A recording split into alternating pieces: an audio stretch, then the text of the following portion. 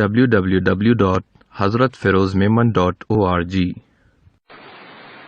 حضرت ابو بکر صدیق رضی اللہ تعالیٰ عنہ پہلے بھی ان اوصاف کے ساتھ اپنے قوم میں مشہور تھے کہ وہ غریبوں کی مدد کرتے تھے، صلہ رحمی کرتے تھے۔ انبیاء علیہ الصلوۃ والسلام کے بعد اگر درجہ ہے تو حضرت ابو بکر صدیق رضی اللہ تعالیٰ عنہ کا درجہ ہے۔ آج بھی ایک صاحب مجھے بتا رہے تھے جب میں نے یہ بیان کیا کہ ایسے ٹیمیں بنی ہوئی ہیں جو قرآن پاک کی ایک آیت پڑھتے ہیں پھر پوچھتے ہیں آپ کا کیا خیال ہے، آپ کا کیا خیال ہے، آپ کا کیا خیال ہے، نعوذ باللہ، انگوٹھا ٹیک ڈگریاں لے لی تو کیا ہوتا ہے، آخر میں دو چار لوگ اس آیت پر آ جاتے ہیں کہ اس کا مطلب یہی ہے۔ اور صحابہ رضوان اللہ علیہم پر بھی اعتراض کرنا یہ مشغلہ ہو گیا بہت سے نوجوانوں کا، مسلمان نوجوانوں کا۔ بے نواؤں کا سہارا تھے، مہمان نوازی کرتے تھے اور آسمانی آفات میں مدد کرتے تھے، جاہلیت میں بھی کسی گناہ میں ملوث نہیں ہوئے۔ حضرت ابو بکر صدیق رضی اللہ تعالیٰ عنہ نرم دل تھے، کمزوروں کے ساتھ نہایت رحم دل۔ یہ صفات وہ ہیں جو نبی کریم صلی اللہ علیہ وسلم کی صفات تھی، لہذا اس میں تعجب کی کوئی بات نہیں کہ ابو بکر رضی اللہ تعالیٰ عنہ نبی کریم صلی اللہ علیہ وسلم کی طرف مائل ہوں اور مردوں میں آپ کے دین پر ایمان لانے والے پہلے مرد۔ حضرت ابو بکر صدیق رضی اللہ تعالیٰ عنہ کی خوشنودی حاصل کرنے اور آپ کے دین کے خدمات کے لیے حضور صلی اللہ علیہ وسلم خوش کرنے کے لیے اپنا مال خرچہ کرتے تھے، ایمان لانے کے بعد بھی غلاموں کو آزاد کرتے تھے۔ آپ نے بہت سے غلاموں کو آزاد کیا، جس میں حضرت بلال رضی اللہ تعالیٰ عنہ، حضرت عامر رضی اللہ تعالیٰ عنہ، اور فرمایا کہ غلاموں کو آزاد کرنے کے لقب سے یاد کرتے تھے لوگ۔ اسی طرح حضرت ابو بکر رضی اللہ تعالیٰ عنہ حضور صلی اللہ علیہ وسلم کی نصرت کے لیے اپنا مال خرچ کیا، ہجرت کے سفر میں اپنا سارا مال اپنے ساتھ رکھ لیا تھا۔ اس کے بعد بھی جب کبھی مال خرچ کرنے کا داعیہ پیدا ہوتا تو آپ دوسروں سے سبقت لے جاتے۔ کتنی ایسے مواقع آئے کہ آپ نے رسول اللہ صلی اللہ تعالی وسلم کے لیے اپنا سارا مال خرچ ڈالا اور گھر والوں کے لیے اللہ اور اس کے رسول کے نام کو چھوڑا۔ اب سوچو جو خدا نخواستہ زبان کھولتے ہیں ان کا کیا حال ہوگا۔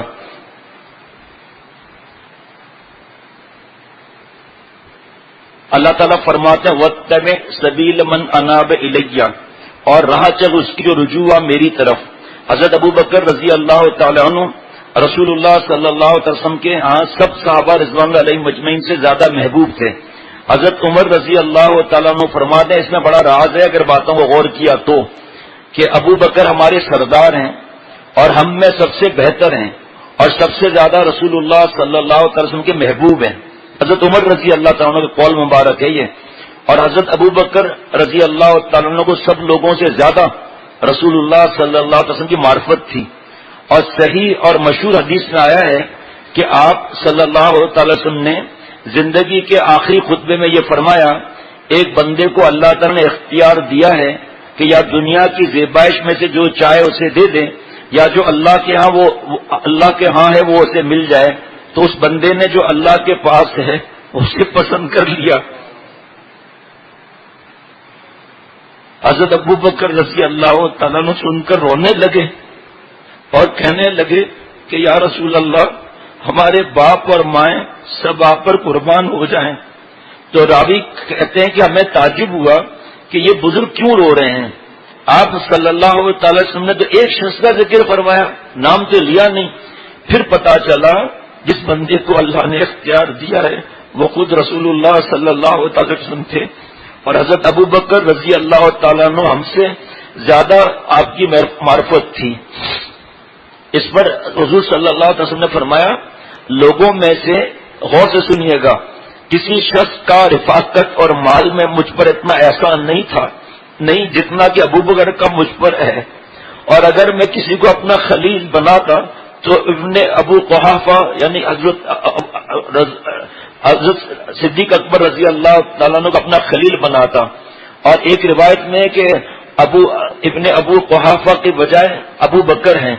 ایک روایت میں کہ آپ صلی اللہ علیہ وسلم نے ایک خطبے میں فرمایا، ہم پر جس کسی کا بھی احسان ہے ہم نے اس کا بدلہ دے دیا سوائے ابو بکر کے، کہ ہم پر ایسا احسان ہے جس کا بدلہ اللہ تعالیٰ اسے قیامت دن عطا فرمائیں گے، اور جتنا کہ ابو بکر کے مال نے مجھے فائدہ پہنچایا اتنا کسی کے مال نے فائدہ نہیں پہنچایا۔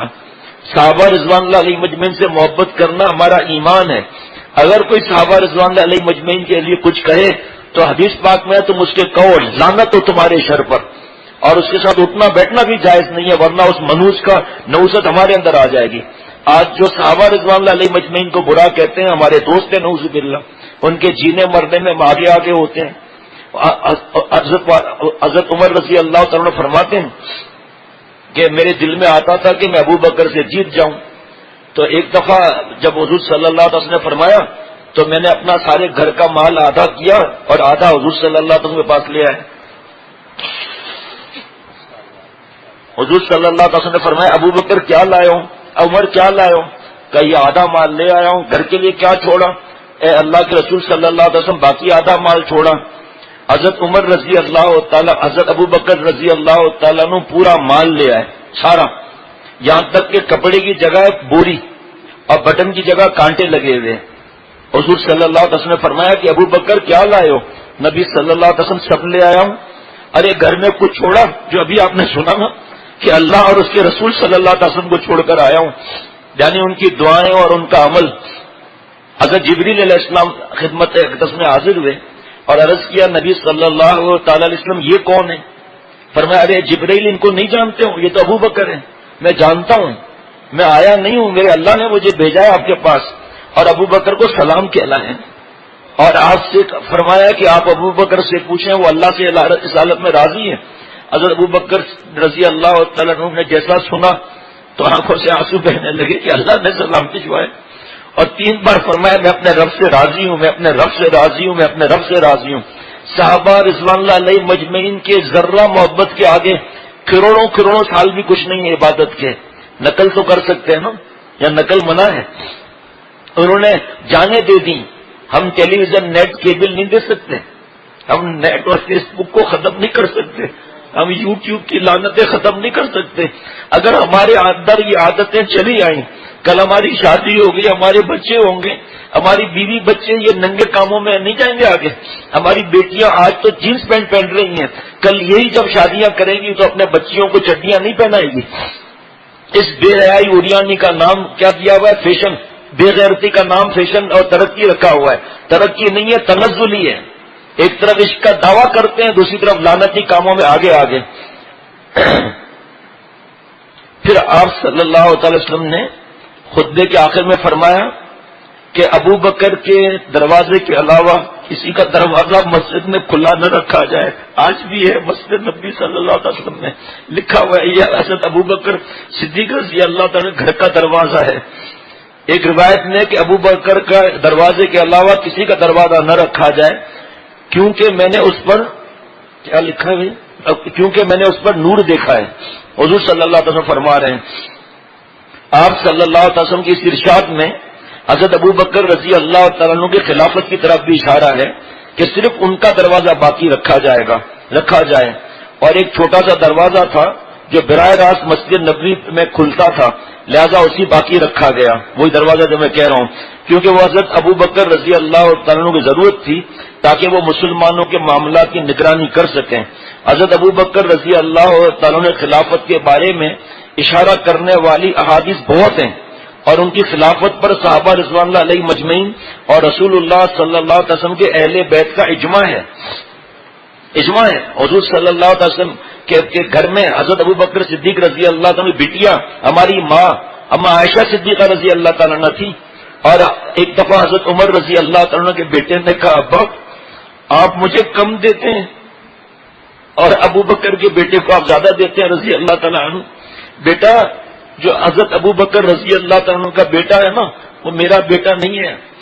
ابو بکر کی ایک رات کی عبادت میری ساری زندگی کی راتوں کی عبادت سے بڑھ کر ہے، اور ابو بکر کی ایک دن کی عبادت میرے سارے زندگی کے دنوں کی عبادت سے بڑھ کر ہے. کیا جب ہجرت کرائی تھی اور سوراخ بند کیے تھے حضرت ابو بکر صدیق رضی اللہ تعالیٰ نے، وہ رات ایک سوراخ باقی رہ گیا تھا، اس پر اپنا انگوٹھا رکھ دیا تھا، پورا غار صاف کیا، اور حضور صلی اللہ تعالی وسلم تو عرض کیا اب آپ تشریف لے آئے، اور حضور صلی اللہ علیہ وسلم نے آرام فرمایا یہاں پر. آرام ہو گیا، وہاں پر ایک سانپ تھا اس سوراخ میں جس نے حضرت ابو بکر صدیق رضی اللہ تعالیٰ کو ڈس دیا. اتنی تکلیف دی لیکن برداشت اتنا کیا کہ آنسو ٹپک پڑے. حضور صلی اللہ علیہ وسلم جاگ گئے. ابو بکر کیا ہوا؟ کہ نبی صلی اللہ علیہ وسلم یہ ہوا. اپنا لعاب مبارک لگایا، حضرت ابو بکر رضی اللہ تعالیٰ ٹھیک ہو گئے. حضرت فرماتے ہیں بعض کتابوں میں لکھا ہے کہ وہ سانپ نہیں تھا، وہ جن تھا جو حضور صلی اللہ علیہ وسلم کو ایک نظر دیکھنا چاہتا تھا. آج عملوں کے پاس بھاگے جا رہے ہیں، حالانکہ آپ سنت کی کتاب میں دیکھ لیں کہ سلام پھیرتے وقت کس کس کی نیت کرنی ہے. فرشتوں کی نیت کرنی ہے، امام صاحب کو مقتدی کی نیت نہیں کرنی، ہم نے مقتدیوں کی نیت کرنی ہے اور صالح جنات کی نیت کرنی ہے. جاؤ دیکھو سنت کی کتاب میں. اور آج ذرا سا کچھ بھاگے جائیں گے پاگلوں کی طرح، جا کے عاملین کو چھوڑو، کاملین کے پاس آؤ. تو وہ رات اب عمر کی ساری راتوں کی عبادت سے بڑھ کر ہے، اور وہ دن جب حضور صلی اللہ علیہ وسلم کا وصال ہو گیا اور سب پریشان تھے، اور تمہارا بابا عمر تلوار لے کر کھڑا ہو گیا تھا کہ جس نے کہا کہ حضور صلی اللہ علیہ وسلم اللہ کے پاس چلے گئے گردن اڑا دوں گا. اس وقت ابو بکر ہی تو تھے، یہ سب کو سہارا دیا، سب کو دلاسا دیا. پھر فرمایا تدفین ہو گئی. اسامہ رضی اللہ تعالیٰ کی قیادت میں جو حضور صلی اللہ علیہ وسلم لشکر نکالا تھا وہ نکلے. ہم سب گھبرا گئے اور ہم نے کہا اے ابو بکر آپ کیا کر رہے ہیں، اس وقت ہماری ہمت نہیں ہے. اور پھر منافقوں نے ابھی سر اٹھانا شروع کر دیا مدینہ شریف میں. آپ کیا فرما رہے ہیں؟ فرمایا ٹھیک ہے جاؤ، فکر نہ کرو، میں اکیلا ابو بکر جا کر مقابلہ کرے گا اور شہید ہو کر جا کے اللہ اور حضور صلی اللہ علیہ وسلم سے ملے گا. اس جملے نے سب کو صبر دے دیا. اے ابو بکر آپ تلوار اپنے پاس واپس رکھ لیں، آپ یہیں رہے، ہم جاتے ہیں. یہ نشر التیب میں واقعہ ہے. جب ہجرت حبشہ کی ہوئی تو حضرت ابو بکر رضی اللہ تعالیٰ نے بھی ارادہ ہجرت حبشہ کا کیا. مکے سے نکل کر برکل غماد تک کے 4 منزل مکہ سے پہنچے کہ مالک بن رغنا کے سردار قوم کارا کا تھا ملا اور اس کو اپنی پناہ میں، اور حضرت ابو بکر رضی اللہ تعالیٰ نے اپنی پناہ میں مکے لے آیا اور سب کفار قریش سے کہہ دیا. کفار نے کہا شرط ہم کو منظور ہے لیکن یہ شرط ہے کہ یہ قرآن گھر سے باہر اور بآواز بلند نہ پڑھا کریں. حضرت صدیق رضی اللہ تعالیٰ نے چند دن ایسا ہی کیا. عاشق سے کہاں ضبط ہو سکتا ہے؟ پھر ضبط نہ ہو سکا اور بلند آواز سے قرآن پاک پڑھنا شروع کیا. محلے کی عورتیں جمع ہو کر سننے لگی. کفار نے اس رئیس پناہ جس نے دی تھی، پناہ دینے والے سے کہا کہ اس نے یعنی حضرت صدیق رضی اللہ تعالیٰ نے کہا کہ خلاف عہد کرتے ہو، آپ خلاف عہد کر رہے ہو تو میری پناہ نہ رہے گی. انہوں نے فرمایا حضرت ابو بکر رضی اللہ تعالیٰ نے فرمایا کہ مجھ کو خدا کے سوائے کسی کے پناہ میں رہنا منظور نہیں ہے. مجھ سے یہ خاموش نہیں ہوا جاتا کہ اللہ کے دین کے بارے میں. آج ہم خود ہی داڑیاں کاٹ رہے ہیں، حرام کام کر رہے ہیں. ایک مٹھی داڑھی تینوں طرف سے رکھنا واجب ہے، چاول برابر کم کرنا، داڑھی منڈانا حرام ہے. جس کی شکل ہم بنا رہے ہیں، حدیث پاک میں جو جس قوم کی نقل کرے گا اسی قوم کے ساتھ اس کا معاملہ ہوگا. داڑھی منڈانا کس کی نقل ہے؟ یہودیوں کی، کفار کی، ہندوؤں کی، دہریوں کی، قادیانیوں کی، فرعون کی نقل ہے. کس چیز کا عشق ہے ہمارے اندر؟ شکل بناتے ہوئے حیا آ رہی ہے، عمل کمانا کیا ہوگا پھر؟ اور اپنی پناہ کو توڑ کر وہ چلا گیا اور آپ اللہ تعالیٰ کی امان میں محفوظ رہے. ماشاءاللہ، کچھ ماشاءاللہ ہونا چاہیے. قرآن پاک کی آیت ہے فَإِذَا عَزَمْتَ فَتَوَكَّلْ عَلَى اللَّهِ، یعنی مشورے کے بعد جس کی بات پر دل جم جائے اللہ پر بھروسہ کر کے اس پر عمل کرو، چاہے اس کے خلاف کتنی رائے کیوں نہ ہو. لہذا اس آیت سے جمہوریت کا باطل ہونا ثابت ہوتا ہے. تو حضرت ابو بکر رضی اللہ تعالیٰ نے فرمایا کہ میں نے جہاد کرنے کا عزم کر لیا اور اللہ میرے ساتھ ہے. وہ جو اس دن کا واقعہ بتا رہا ہوں حضور صلی اللہ علیہ وسلم کا، کیونکہ غار ثور میں میرے بارے میں یہ آیت نازل ہوئی تھی. علماء فرماتے ہیں کہ اس آیت سے حضرت ابو بکر رضی اللہ تعالیٰ کی صحابیت ثابت ہوتی ہے. اس آیت سے ثابت ہوتی ہے. اس وقت صرف حضور صلی اللہ علیہ وسلم تھے غار ثور میں، اور وہ تھے حضرت ابو بکر رضی اللہ تعالیٰ تھے جب یہ آیت اتری، جب تھوڑا خوف کا اظہار کیا گیا تھا. اور یہ اس دن کی بات ہے جس دن حضور صلی اللہ علیہ وسلم کا وصال ہوا ہے. حضرت ابو بکر نے فرمایا اس وقت میرے لیے یہ آیت اتری تھی اذ یقول لصاحبہ لا تحزن ان اللہ معنا. جب کسی صحابی کو کہ آپ غم نہ کرو، اللہ ہمارے مفہوم ہے کہ اللہ ہمارے ساتھ ہے، تو اس وقت میں اکیلا تھا، وہاں پر حضور صلی اللہ علیہ وسلم ساتھ ہے، الحمدللہ میرے لیے بھی یہی ہے کہ اللہ میرے ساتھ ہے، آئے نہ آئے میں اکیلا جا کر جہاد کروں گا۔ جب کسی صحابی رضی اللہ تعالیٰ عنہ کو رسول اللہ صلی اللہ علیہ وسلم سے اعلیٰ نسبت جان مال آبرو دینے کی ہو جاتی تو نبی بھی سمجھ جاتا کہ ان کا مقام کیا ہے۔ اس لیے حضور صلی اللہ علیہ وسلم نے فرمایا کہ اگر ابو بکر کا ایمان ایک ترازو پر رکھا جائے اور دوسرے ترازو پر آدم علیہ السلام سے لے کر تمام نبیوں کے صحابہ رضوان اللہ علیہ مجلس میں بیٹھے ہو، سب کا ایمان رکھ دیا جائے تو میرے صدیق کا ایمان سب سے بڑھ جائے گا۔ ایک واقعہ اس میں جو بیان نہیں کر سکتے، منع ہے، وہ صرف اشارہ کر دیتا ہوں کہ ایک کافر نے حضور صلی اللہ علیہ وسلم کی شان میں گستاخی کی حضرت ابو بکر رضی اللہ تعالیٰ عنہ کے سامنے۔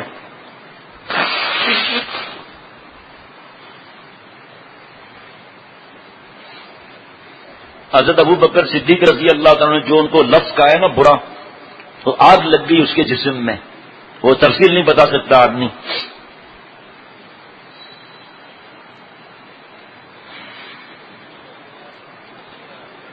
اور یہ وہ جملہ ہے جو حضرت عمر رضی اللہ تعالیٰ عنہ نے فرمایا کہ میں اکیلا جاؤں گا، تنہا لڑوں گا، فَتَقَلَّدَ سَيْفَهُ وَخَرَجَ وَحْدَهُ۔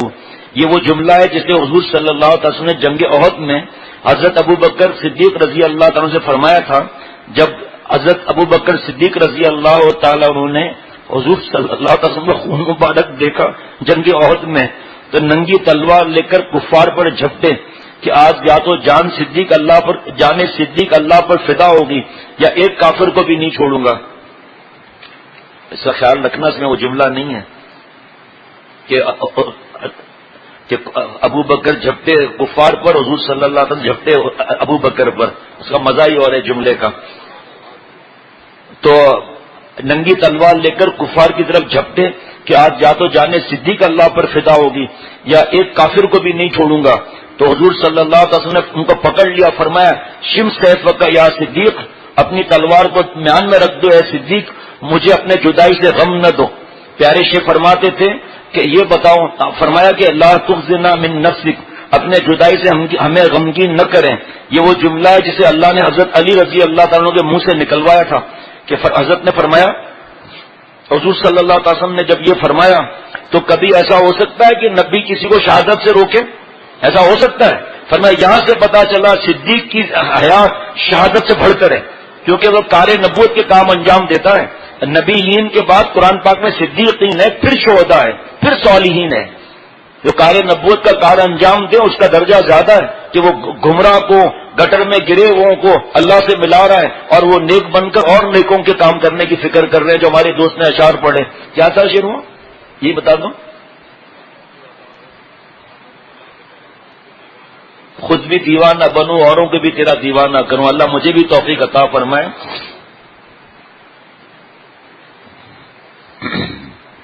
یہ تو میں پہلے ہی بتا دیا، تو حضرت عمر رضی اللہ عنہ کے بیٹے کا جو بتا دیا۔ حضرت ابو بکر صدیق رضی اللہ تعالیٰ عنہ نے شیخ اور مربی کی محبت اور تعلق کو 3 جملوں سے سکھا دیا۔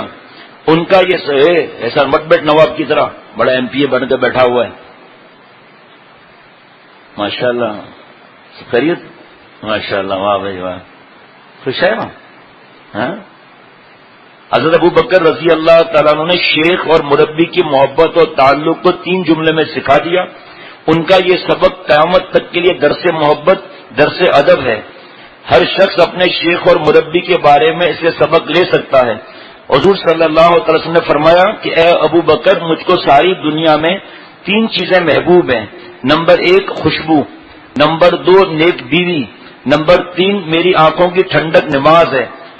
جب سجدے میں سر رکھتا ہوں کیا کہوں قرب سجدہ کا عالم، کیا کہوں قرب سجدہ کا عالم، یہ زمین جیسے آسماں میں۔ اپنے شیخ اور مربی کی محبت اب صدیق اکبر رضی اللہ تعالیٰ کے فرامین اور ان کی محبت سے سیکھو۔ صحابہ کا تو مقام ہے کہ محبت کرنا، ان سے سیکھیں۔ ان کے سامنے یہ اتنا جملہ مجھے پسند ہے میں وہ بتا نہیں سکتا، اس کو اپنے جگہ نوٹ کر لو، اس کو مزہ آئے گا انشاءاللہ تعالی۔ صحابہ رضوان اللہ علیہم اجمعین پہ اعتراض کرنے والوں سنو، صحابہ کی محبت سے سبق لو کہ محبت کیا چیز ہے. محبت خود صحابہ سے محبت سیکھتی ہے. محبت خود صحابہ رضوان اللہ علیہ مجمعین سے محبت سیکھتی ہے.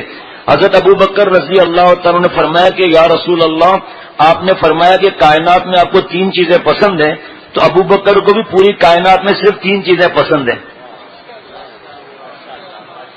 ابو بکر کو بھی کائنات میں آپ کو جو 3 چیزیں پسند ہیں تو مجھے بھی 3 چیزیں پسند ہیں.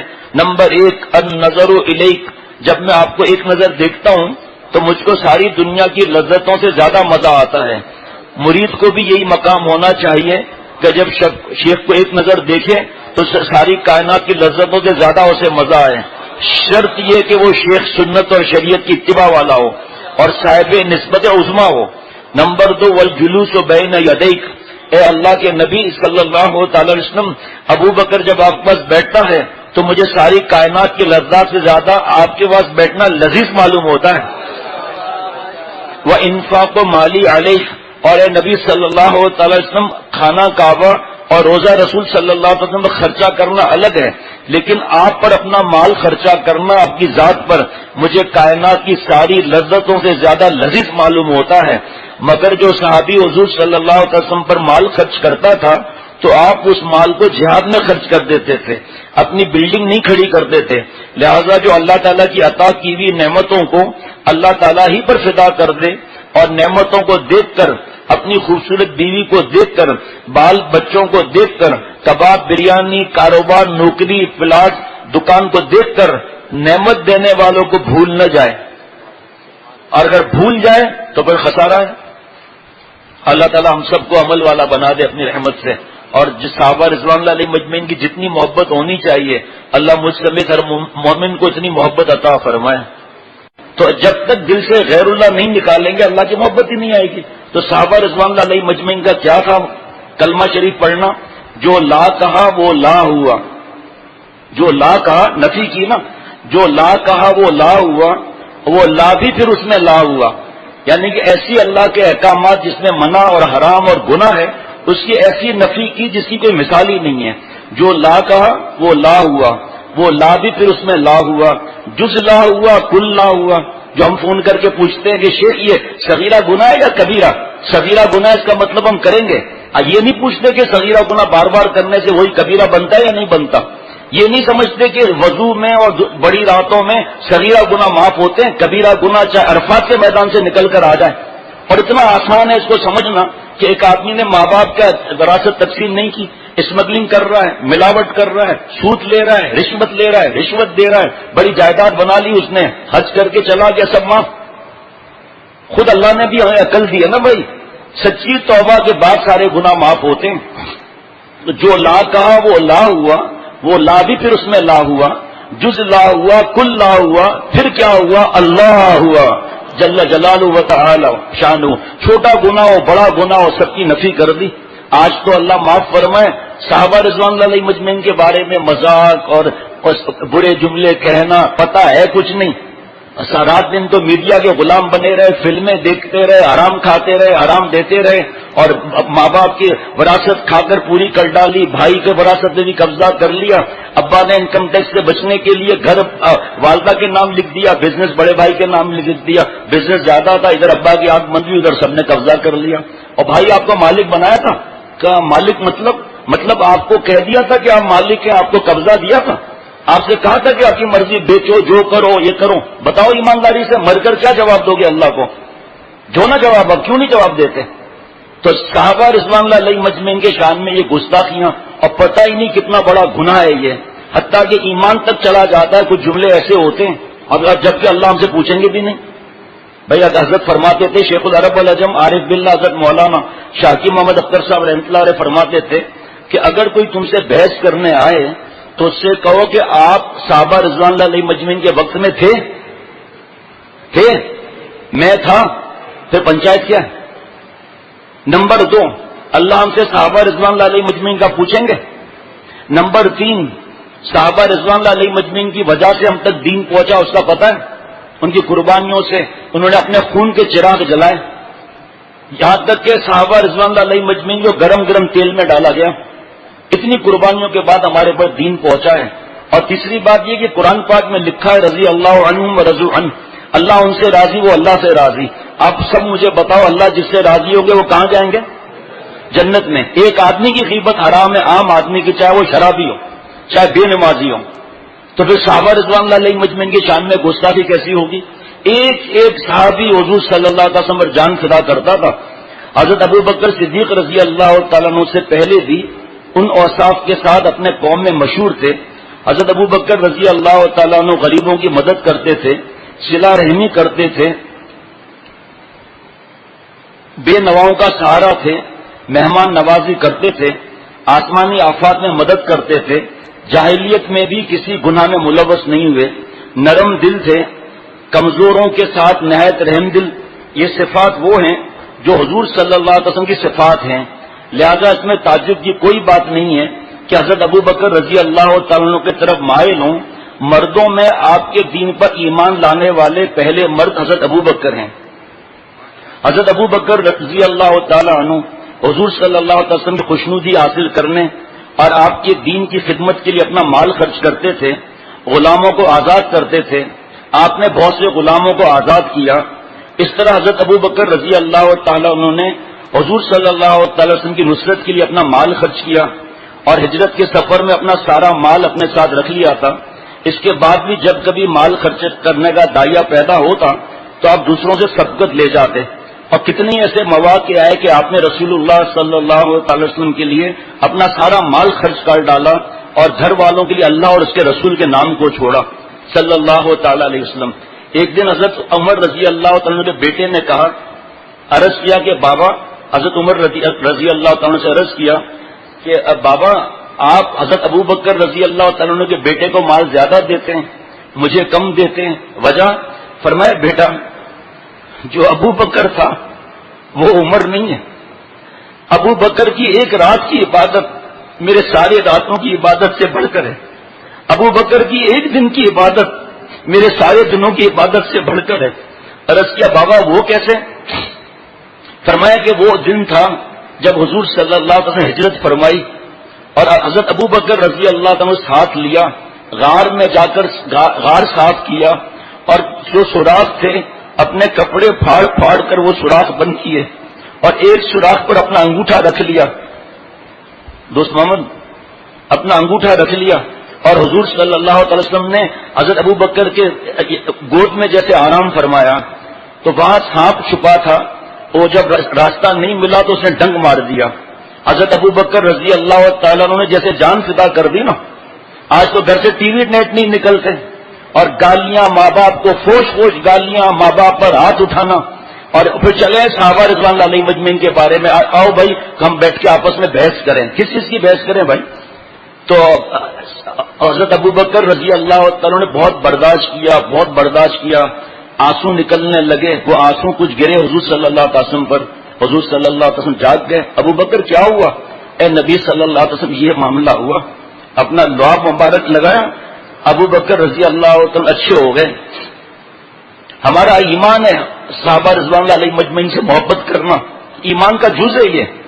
اگر موقع ہوگا چند اشعار سنوا بھی دوں گا انشاءاللہ تعالی، اگر موقع ہوا تو حضرت والا رحمۃ اللہ علیہ فرماتے ہیں، شیخ العرب والعجم رحمۃ اللہ علیہ فرماتے ہیں کہ بعض کتابوں میں لکھا ہے کہ وہ سانپ نہیں تھا، جن تھا، اور حضور صلی اللہ علیہ وسلم کو ایک نظر دیکھنے کے لیے تڑپ رہا تھا۔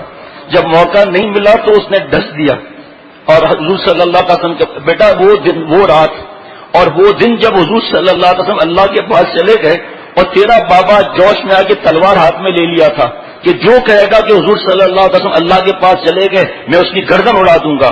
اس وقت سب صحابہ رضوان اللہ علیہ مجمعین میں ابو بکر تھے جنہوں نے ہم سب کو سنبھالا، تسلی دی، اور تدفین کے بعد فرمایا کہ اسامہ رضی اللہ تعالیٰ عنہ کے قیادت میں جو حضور صلی اللہ علیہ وسلم نے لشکر بھیجنا تھا وہ تیار ہو جائے۔ نکلے، اب تدفین ہو گئی تو ہم سب رونے لگے کہ ابو بکر آپ کیا کر رہے ہیں؟ ہمارا دل غمگین ہے اس وقت، اور مدینہ شریف میں چند گھنٹوں میں منافقوں نے سر اٹھا لیا ہے، آپ ہم سے فرما رہے ہیں کہ اس وقت ہم جہاد کے لیے نکلیں۔ حضرت ابو بکر رضی اللہ تعالیٰ نے بھی تلوار نکال لی کہ میرے محبوب صلی اللہ علیہ وسلم نے یہ لشکر نکالنے کے لیے فرمایا تھا، ان کی اطاعت ہم پر لازم ہے۔ ابو بکر اکیلا لڑ کر شہید ہو کر جا کر آج ہی حضور صلی اللہ علیہ وسلم سے جا کر ملے گا انشاءاللہ جنت میں۔ کیا اسی وقت ہم سب کا ذہن بن گیا. ہم نے کہا اے ابو بکر اپنی تلوار کو آپ واپس رکھ دیں, اپنی جدائی سے ہمیں صدمہ نہ دیں آپ, ہم نکلتے ہیں. لشکر نکلا. یہ ہے بیٹا ابو بکر کا بیٹا جو ہے اس جیسا عمر کا بیٹا نہیں. نیز ابو بکر رضی اللہ تعالیٰ عنہ حضور صلی اللہ علیہ وسلم کے ہاں سب صحابہ رضوان اللہ علیہ مجمعین سے زیادہ محبوب تھے. حضرت عمر رضی اللہ تعالیٰ عنہ فرماتے تھے ابو بکر ہمارے سردار ہیں اور ہم میں سب سے بہتر ہیں اور سب سے زیادہ رسول اللہ صلی اللہ علیہ وسلم کے محبوب ہیں.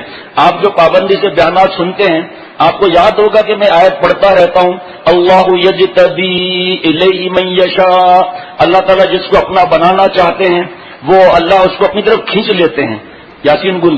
سب سے پہلے کائنات میں جذب حضرت ابو بکر صدیق رضی اللہ تعالیٰ عنہ کو ہوا اور آپس میں بڑی گہری دوستی تھی. نبوت کے بعد اب دوستی کہاں رہتی ہے, بات و غلامی ہے. 38 سال حضرت ابو بکر رضی اللہ تعالیٰ شام گئے. ڈشوز ہے نا, سونے والوں کو بھی بیٹھنے کی اجازت نہیں ہے, اس کو پکڑنا ذرا. شام گئے, وہاں ایک خواب دیکھا.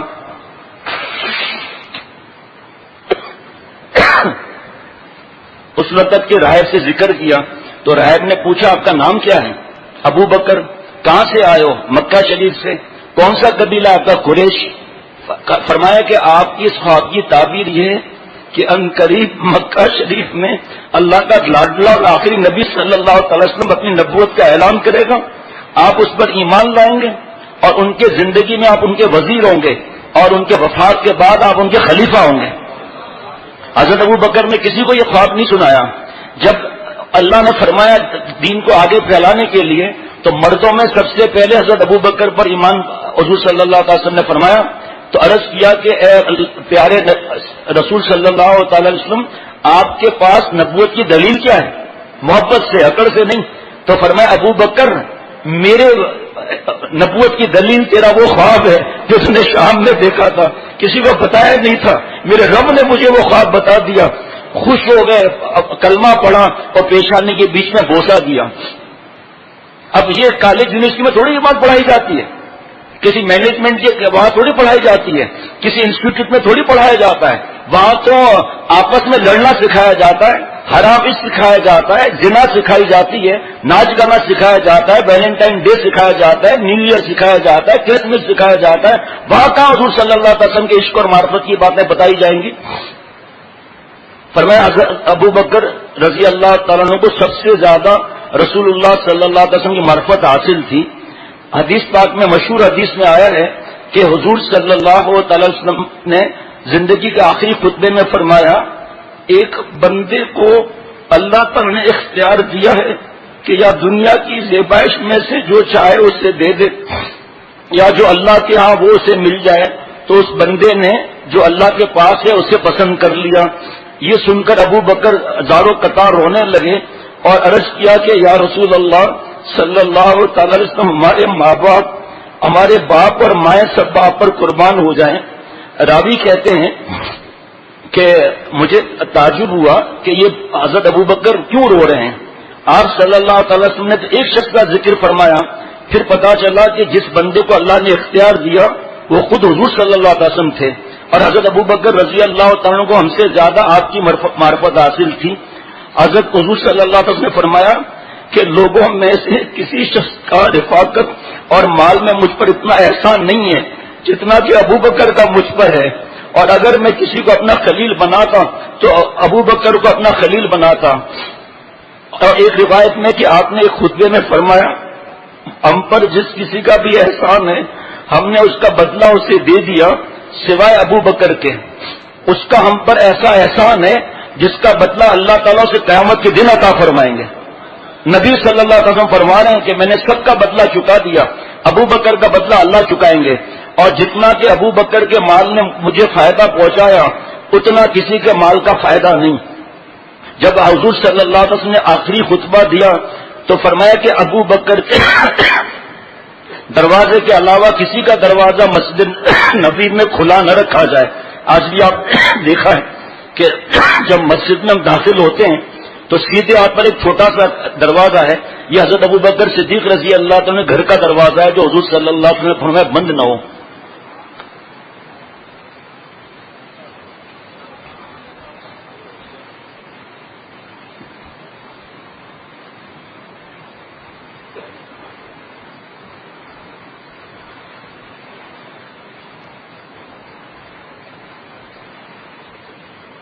یہ سب نشانیاں حضرت ابو بکر رضی اللہ تعالیٰ کو خلیفہ بنانے کی ہیں، اور بھی کئی احادیث میں واضح اشارے ہیں، یہاں تک کہ حضور صلی اللہ علیہ وسلم نے جب ہجرت فرمائی تو حضرت ابو بکر رضی اللہ تعالیٰ ساتھ تھے۔ ایک بار حضرت عمر رضی اللہ تعالیٰ فرماتے ہیں کہ میں اس انتظار میں رہتا تھا کہ کسی طرح، حضرت عمر رضی اللہ تعالیٰ فرماتے ہیں میں انتظار میں رہتا تھا کسی طرح میں ابو بکر رضی اللہ تعالیٰ سے جیت جاؤں۔ تو ایک بار حضور صلی اللہ علیہ وسلم نے جہاد کے لیے مال کا اعلان فرمایا تو حضرت عمر رضی اللہ تعالیٰ فرماتے ہیں کہ میں نے آدھا مال جو ہے اپنے گھر میں رکھا، آدھا مال میں حضور صلی اللہ علیہ وسلم کے پاس لے آیا۔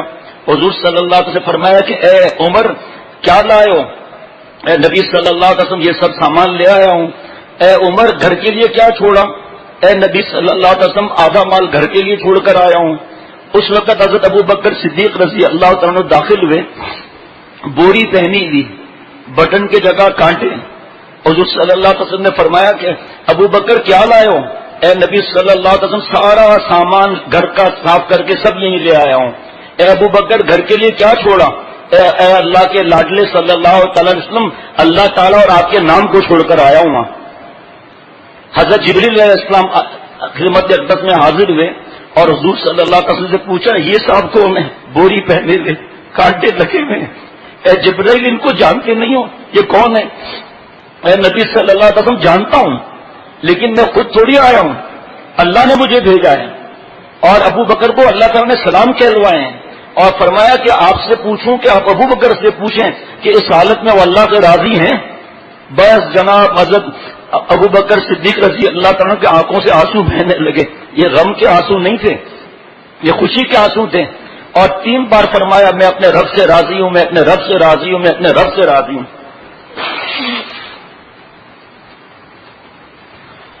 صحابہ رضوان اللہ علیہ مجمعین کا ایک کا مشورہ یہ تھا، ایک کا مشورہ یہ تھا، اس سے کیا فرق پڑتا ہے؟ لیکن کیونکہ جہالت ہے، پتہ ہے کچھ نہیں، اور اب کفر کی طرف چلے جاتے ہیں، برا بھلا کہہ کے گالیاں دے کر، اور جو برا بھلا کہہ رہے ہیں ان کے ساتھ نعوذ باللہ ہم بھی شریک ہو جاتے ہیں۔ یہ نہیں دیکھتے کہ صحابہ رضوان اللہ علیہ مجمعین کے بارے میں کون سے گھر میں پڑھایا جاتا ہے۔ حالانکہ فضائل اعمال شیخ الحدیث حضرت مولانا زکریا صاحب رحمۃ اللہ علیہ کی فضائل اعمال میں شروع میں صحابہ رضوان اللہ علیہ مجمعین کی باتیں ہیں، گھروں میں سنائیں تو پتا چلے کہ ہمارے پاس قسم ہم کھا سکتے ہیں کہ ہمارے پاس جو دین پہنچا ہے صحابہ رضوان اللہ علیہ مجمعین کی محنتوں سے اور قربانیوں سے پہنچا ہے۔ سارا حضور صلی اللہ علیہ وسلم مال صحابہ رضوان اللہ علیہ مجمعین کو تو ملا۔ ہجرت جب کرائی گئی کسی کو وہاں رکنے کا حکم نہیں تھا کہ سب جاؤ میرے پیارے نبی صلی اللہ علیہ وسلم کے ساتھ، جہاں چلی چلائی دکان مکے شریف کی چھوڑ دو، رزق کے دروازے چھوڑ دو، اس کے ساتھ جاؤ جس کے ساتھ رزاق ہے، اللہ تعالیٰ کی ذات ہے، ان کا فیض حاصل کرو، فیضان لے کر پھر جاؤ پورے دنیا میں جا کر نبی صلی اللہ علیہ وسلم کی باتیں پھیلاؤ۔ لیکن پورا مدینہ شریف خالی نہیں ہوا تھا۔ فرمایا کہ یہ ترمذی کی حدیث پاک ہے کہ جو نعوذ باللہ صحابہ رضوان اللہ علیہ مجمعین کو برا کہتا ہے اس کے بارے میں حضور صلی اللہ علیہ وسلم فرماتے ہیں اذا رأیتم الذین یسبون اصحابی فقولوا لعنت اللہ علی شرکم، کہ کوئی قلم یا زبان یا کسی طریقے سے اشارے سے بھی اگر صحابہ رضوان اللہ علیہ مجمعین پہ تنقید کرتے ہیں، حضور صلی اللہ علیہ وسلم فرماتے ہیں اگر ان کی برائی کرتے ہیں تو تم کا لعنت ہو تمہارے شر پر۔ لیکن آج تو نعوذ باللہ ہمیں یہ باتیں نعوذ باللہ کیوں اچھی لگتی ہیں، یہ بھی لوگ پوچھتے ہیں کہ پھر ہمیں نعوذ باللہ یہ باتیں اچھی کیوں لگتی ہیں، دوزخ کی باتیں صحابہ رضوان اللہ علیہ مجمعین کے بارے میں۔ ایک باپ کھرب پتی ہے اور بیٹے کو جاپان بیچ رہا ہے، تو بیٹا کہتا ہے بابا آپ کو اتنا پیسہ ملا ہوا ہے، آپ میرے 2 دوست کا ویزا بھی نکالیں، آپ سب مجھے بتاؤ ایمانداری سے کہ وہ کھرب پتی تاجر اپنے بیٹے کے ساتھ جو 2 دوست بھیجے گا وفادار بھیجے گا یا بے وفا بھیجے گا؟ وفادار بھیجے گا۔ تو اللہ تعالیٰ حضور صلی اللہ علیہ وسلم کو آخری نبی بنا کر بھیج رہے ہیں تو کیسے صحابہ رضوان اللہ علیہ مجمعین نبی ہوں گے؟ لیکن کیا اللہ معاف فرمائے میڈیا کی غلامی چڑھی ہوئی ہے اور قرآن پاک حدیث پاک کی بات اور علماء کے پاس جانا اللہ کے پاس جانا سمجھ میں ہی نہیں آتا کہ ہم اپنے آپ کو دوزخ میں لے جا رہے ہیں۔ اور مشکات شریف میں یہ حدیث ہے اللہ جو خطرے میں بھی پڑھا جاتا ہے اس کو اللہ اللہ فی اصحابی لا تتخذوهم غرضا من بعدی فمن احبهم فبحبی احبهم ومن ابغضهم فببغضی ابغضهم، میرے صحابہ کے بارے میں اللہ سے ڈرو، میرے اصحاب کے بارے میں اللہ سے ڈرو، میرے بعد ان کو نشانہ ملامت نہ بنانا۔ بس جس شخص نے ان سے محبت کی اس نے میری محبت کی وجہ سے ان کی محبت کی، اور جس نے ان سے بغض رکھا تو مجھ سے بغض رکھا اور میری وجہ سے ان سے بغض رکھا۔ جس کو حضور صلی اللہ علیہ وسلم کی باتیں سمجھ میں نہیں آتی پھر وہ یہی بہانے بازیاں کرتا ہے، اور بڑے بڑے تاریخ کی ہٹلروں کی اور شیکسپیئر کے باپ کی پڑھ کر اور بڑا سمجھتے کھڑے ہو کر پیشاب کر رہا ہے، ڈیڑھ پاؤ پتلون میں پیشاب بھرا ہوا ہے، اور ایسے ایکشن مار کر اور ہم پاگلوں کی طرح سن رہے ہیں۔ نعوذ باللہ، اپنے ماں باپ چاہے کیسے بھی ہوں ان کے خلاف کوئی بات سنتا ہے؟ یقین کرنا صحابہ رضوان اللہ علیہ مجمعین کی محبت ہمارے دل میں ماں باپ سے بڑھ کر ہونی چاہیے۔ یہ ماں باپ کے حقوق جو اللہ اور حضور صلی اللہ علیہ وسلم نے فرمائے ہم تک پہنچائے کس نے؟ صحابہ رضوان اللہ علیہ مجمعین نے پہنچایا نا۔ ابھی اگر میں کہوں کہ اٹھو مت بیٹھو، یہ آپ لوگوں کے علاوہ باہر کون بتائے گا کہ میں نے غصے میں کہا یا میں نے ایک صاحب کہتا ہے صاحب بڑے غصے میں کہا، ایسے ہی باہر سن کر اندر نہیں آیا، اس کو پتہ ہی کچھ نہیں۔ دوسرا کہتا ہے انہوں نے کہا تھا اٹھو مت بیٹھو، ترجمہ ہی غلط ہو گیا۔ تو پیارے نبی صلی اللہ علیہ وسلم ہر ادا، یہاں تک کہ مرنا جینا، کاروبار، امانت، دیانت، صداقت، برتن سے صاف کرنا کھانے کا، حتیٰ کہ استنجا کا طریقہ تک اللہ تعالیٰ نے قیامت تک کے لیے محفوظ فرما دیا، کیونکہ قرآن پاک میں اللہ فرما رہے لقد کان لکم فی رسول اللہ اسوۃ حسنہ، میرے محبوب کا نمونہ سامنے ہے، نہ اسے کم چاہیے نہ زیادہ چاہیے۔ اسی لیے اللہ فرما رہے فاتبعونی، حضور صلی اللہ علیہ وسلم کے ذریعے میری اتباع کرو، یحببکم اللہ، میری نقل کرو، اللہ تعالیٰ محبت فرمانے لگیں گے۔ دوسری بات کہ حضرت انس رضی اللہ تعالیٰ فرماتے ہیں کہ حضور صلی اللہ علیہ وسلم نے فرمایا من سب صحابی فقد سبنی ومن سبنی فقد سب اللہ، جس نے میرے صحابی کو برا کہا اس نے مجھے برا کہا، اور جس نے مجھے برا کہا اس نے اللہ کو برا کہا۔ ارے دوستو، صحابہ کی عظمت شان کے لیے یہی ایک حدیث پاک کافی ہے۔ انشاءاللہ زندگی رہی تو اگلے جمعے کو قرآن پاک میں جو اللہ تعالیٰ نے صحابہ رضوان اللہ علیہ مجمعین کے لیے فرمایا، قرآن پاک میں فرمایا اللہ تعالیٰ نے محمد الرسول اللہ والذین معہ، کہ میرے نبی صلی اللہ علیہ وسلم کی صحبت کے فیضان سے صحابہ کو کیا انعام ملے۔ جب اللہ فرمائے صحابہ رضوان اللہ علیہ مجمعین کی تعریف کریں اور فرمائے یہ صحابہ یبتغون فضلا من اللہ ورضوانا سیماہم فی وجوہہم من اثر السجود، تو پھر باقی کسی کی کیا سرٹیفکیٹ کی ضرورت ہے؟ میں نے کہا تھا وقت ہوگا تو 2-4 منٹ صحابہ رضوان اللہ علیہ مجمعین کی محبت کے اشعار سنا دیں گے انشاءاللہ تعالی۔ ہے تو زیادہ اشعار لیکن ابھی 4-5 منٹ ہیں، ایمان تازہ ہو جائے گا انشاءاللہ تعالی۔ اگر ہم یہ گڑبڑ کر چکے ہیں توبہ کر لیں، اگر ہماری اولاد اس میں پھنسی ہوئی ہے مفتی صاحبان کے پاس لے جائیں، ایسا نہ ہو کہ خاتمہ ایمان پر نہ ہو۔ جب ایک اللہ والے کو اللہ تعالیٰ فرما رہے حدیث قدسی میں، جس نے کسی اللہ والے کو ستایا، مفہوم غیبت کی، مذاق اڑایا، ان کو ستایا، اللہ فرما رہے میرا اعلان جنگ ہے اللہ والوں کے لیے، پھر صحابہ رضوان اللہ علیہ مجمعین کے بارے میں کیا ہوگا بھائی؟ اور مشکات کی شرح مرکات میں لکھا ہے کہ جہاں اللہ والوں کے تذکرے ہوتے ہیں وہاں اللہ کی رحمت برستی ہے، چاہے کہ وہ خود موجود ہوں تو صحابہ رضوان اللہ علیہ مجمعین کے تذکروں سے کتنی رحمت برسے گی۔ جی شیخ العرب ورجم عارف اللہ مجدد زمانہ رومی ثانی تبرز دورہ حضرت مولانا شاہ حکیم محمد اتقاب رحمۃ اللہ علیہ وشیر اشعار منقبت صحابہ رضوان اللہ تعالی علیہ مجمعین۔ سیاہ دیدہ میں پوشیدہ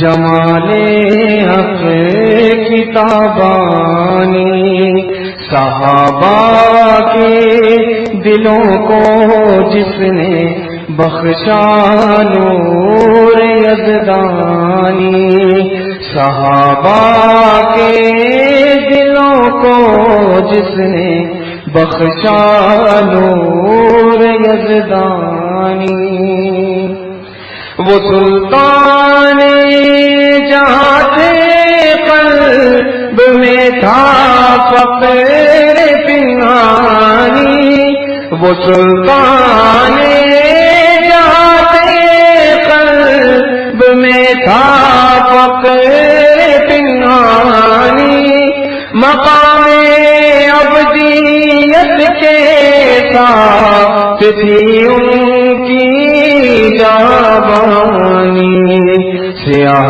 دیدہ میں پوشیدہ جمالِ حق کتابانی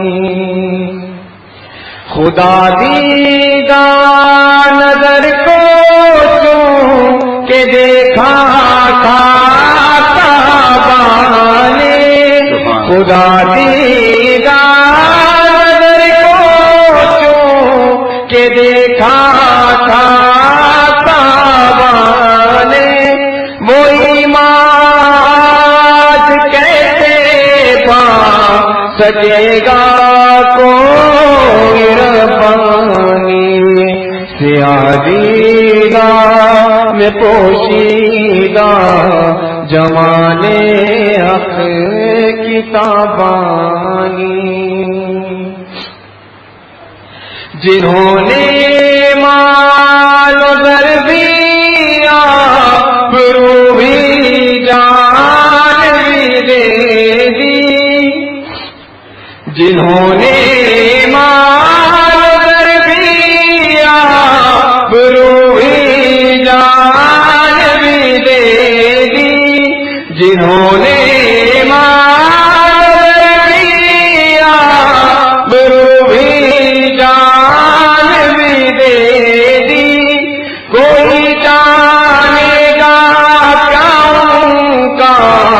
مقام کیسے ثانی کوئی جانے گا کیا ان کا مقام کیسے ثانی سیادیدہ میں پوشیدہ جمالِ حق کتابانی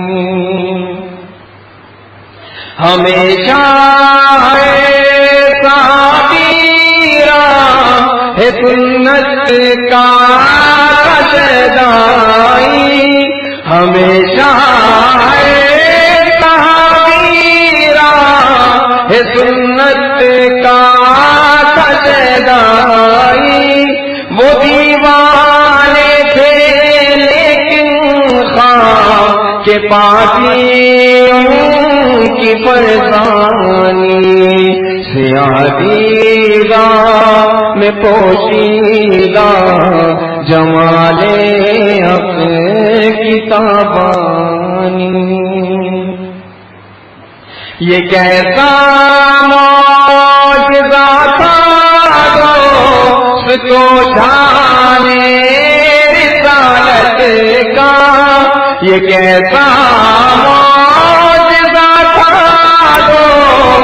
تو جانے رسالت کا شکروانوں کو بخشے جس نے آداب جہاں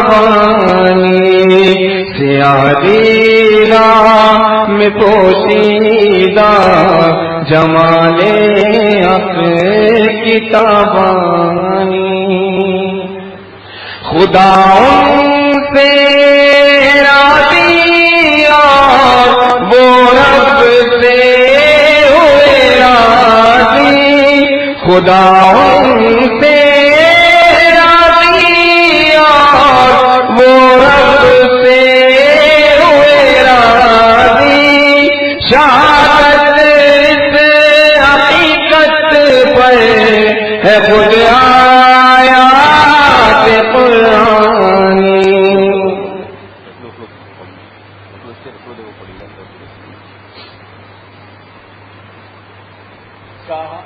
صحابہ کی محبت کو بھی ہم ایمان سمجھتے کہ ان کے دم سے امت کو ملی تعلیم قرآنی سیادیدہ میں پوشیدہ جمالِ حق کتابانی صحابہ کی حیات وفاداری خیمہ ہے صحابہ کی حیات وفاداری